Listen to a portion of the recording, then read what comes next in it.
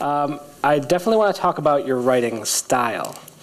We were talking a little bit before tonight about the way that we read and the way that we comprehend when we read. And you have definitely a very conversational style, I feel, because I definitely hear it in my head. I'm saying definitely a lot. So I want to read just a couple paragraphs from Bury Me Deep and talk about the style a little bit.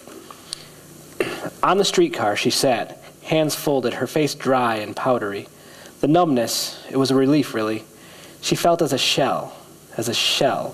And Joe Lanigan had gouged everything out, and it was all gone, and she was this walking, rattling shell. With nothing left in her center, with that surging fever that had fallen on her these many months, with that fever gone, she could no longer fight off thoughts of the girls.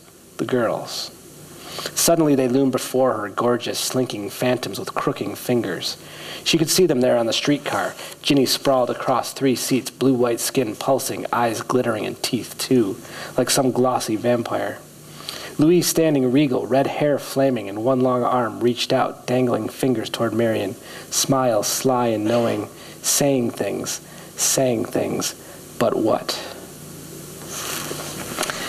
And the part that I really want to talk about is what I was describing as elliptical in my mind, except I looked up the definition. That's not really what elliptical means. As, pertaining to or marked by grammatical ellipsis, so, of speech or writing, expressed with extreme or excessive economy. That's not really what I was thinking. What I was thinking of is more of really the shape of an ellipse, in that you go back and repeat phrases, and it helps to create that rhythm that you're going for, and it helps to accent specific things. You want to go back, but I almost think of it as I'm reading it like brushstrokes, like you're going back and going over that part again in almost an artistic, visual way with the words, and that you're going back into it. Can you talk about how you developed that? Is that natural to you? And when it comes to editing, how do you know which ones? I'm laughing to myself, and even hearing that, I'm like, oh no, because it is a tick, actually, too. I have to control it, because it is, and my agent will, this is the thing, he will always check me. He's the first reader, like, oh my gosh, Megan, you have repeated this word 17 times in this paragraph. But it is how I hear it in my head. And it works, it works for the fevered head, like Marion, the protagonist, and she's in this sort of fever dream through the whole book. And I wanted it to sound like, that you're just in her head, and she is so obsessed with this man, and she is so, so hypnotized by him that it would be, this repetition would be sort of part of that, and it's almost incantational. But it is also something I carry across books too, because of course that's how my head is.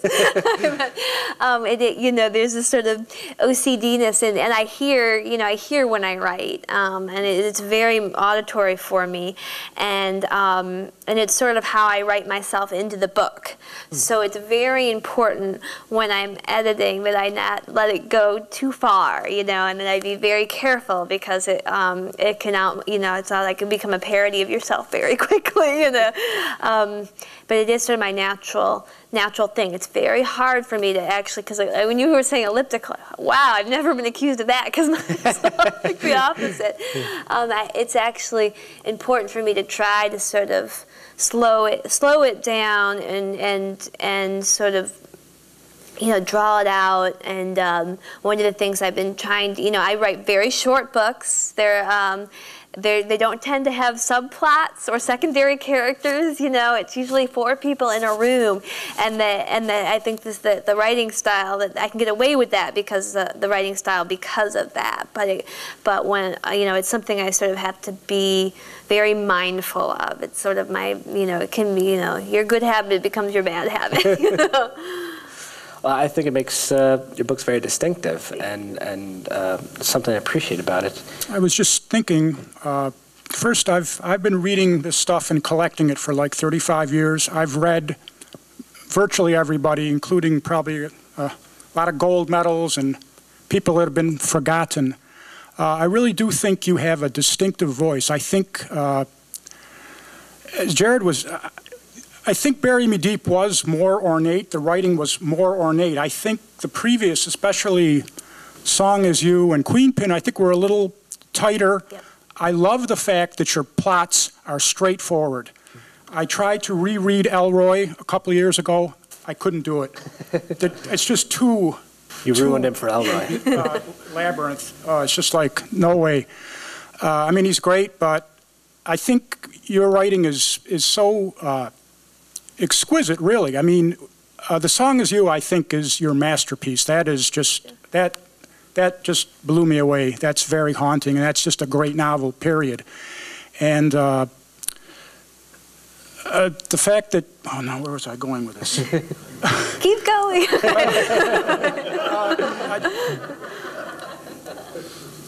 I didn't really have a question. just that I do appreciate the fact that you're I think you do have a distinctive voice.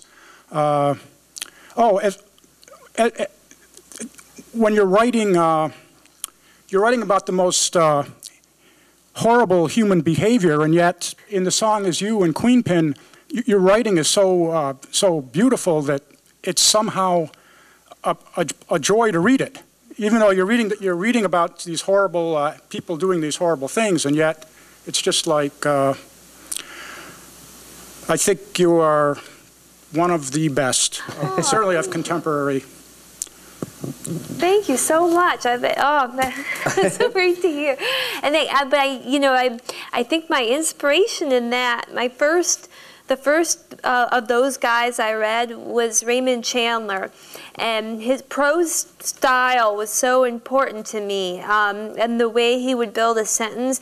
And there's acts of such supreme violence in his novels, but he never writes violently. You know, he never writes raggedly. He never writes. You never feel, even in the most sort of repellent moments, there's such a, and I don't think it's a glamorization of it, but there's such beauty to it that I think it sort of draws you even in closer to the book. You know, you get sort of wound into it. And he was my my big inspiration in that way. In fact, my first book, when I was trying to sort of get my style, this is a terrible thing to admit because it's kind of plagiarism, but I took a long paragraph, just a sort of simple descriptive paragraph of his where his detective Philip Marlowe is going up this cliff, and I took it and I copied it word for word, and then I replaced all the words. So if it was a verb, it became another verb, an adjective, and I was trying to get the rhythm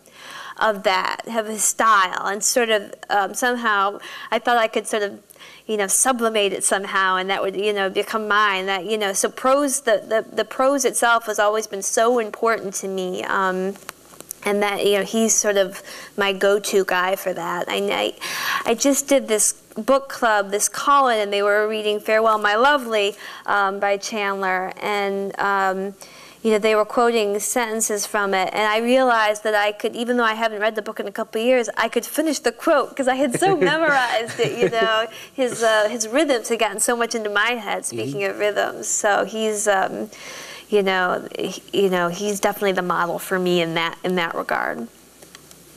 And if I can sort of go off what he said, there's definitely this instinct in human nature to have opposites within each other. I know for me, he's saying horrible things in a beautiful way. Lyle Lovett is a lot like that for me, where he's singing about this just terrible, terrible heartbreak, but it's so beautiful, the music and the lyrics. And I guess I can see that within your writing, and that, you know, with the style and with the subject matter, there's definitely the disparate elements coming together. Right. Yeah, I think it's always sort of a tricky thing, you know. When I read certain, but you know, and speaking of the sort of fear that sort of glamorizing it or making ugly things beautiful. There's a risk in it, but as a reader and as a moviegoer, I never think that's the risk, because I think anything that sort of makes you identify, then you're identifying with the characters, you're becoming a part of that moment, you're unable to distance yourself from it, and that's what makes it haunting. Scorsese often gets accused of that in his movies, but I think it's actually why his movies so live in us, because of that, and I think that's why he loves noir so much.